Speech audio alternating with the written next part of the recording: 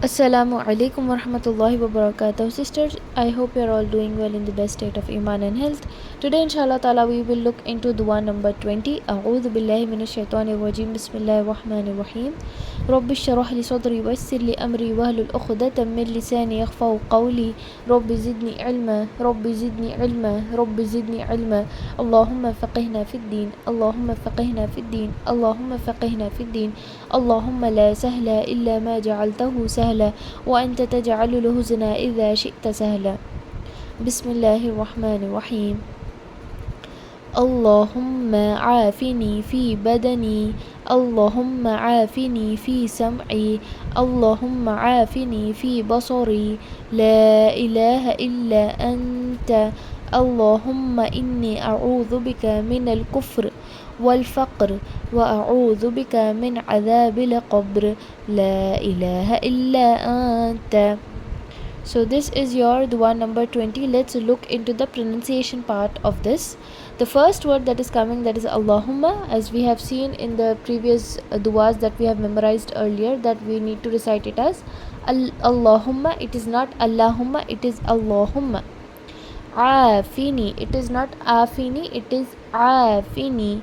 Fi badani, the same you need to focus in the next line. Allahumma afini fi sam'i, it is not sam'i, it is sam'i, because ayn is present over there, so we will do our max best to pronounce it correctly.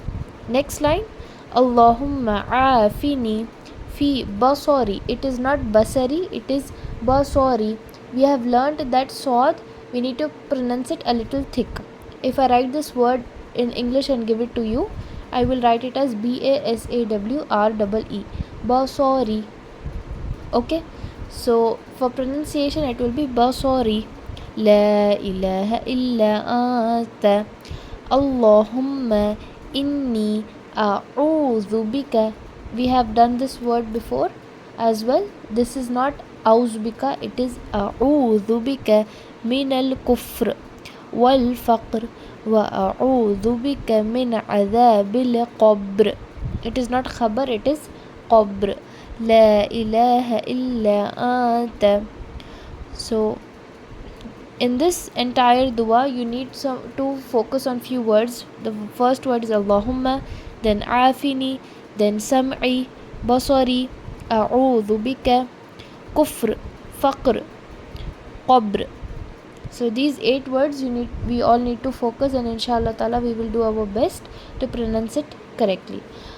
And I have also mentioned the transliteration. You can definitely find it and use it to your convenience.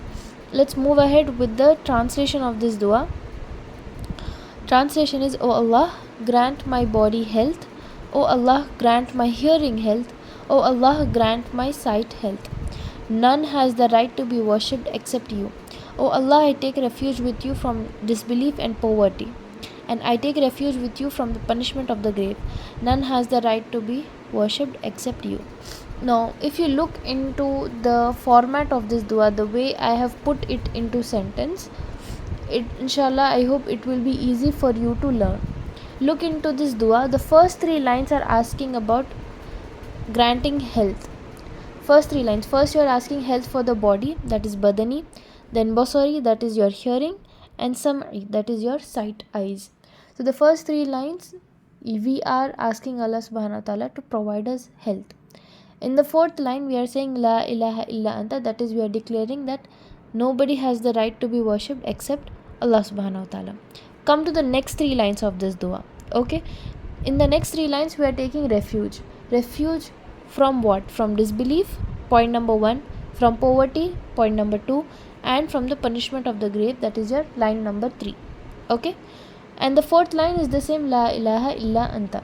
So if you look into the format of this dua, first 3 lines are your is about afia, 4th line is la ilaha illa anta, next 3 line is about refuge, seeking refuge from, and the next line is la ilaha illa anta. So probably you have 8 lines if you divide it, but inshallah ta'ala it will be very easy for all of us to learn, just that we need to do a little hard work on this.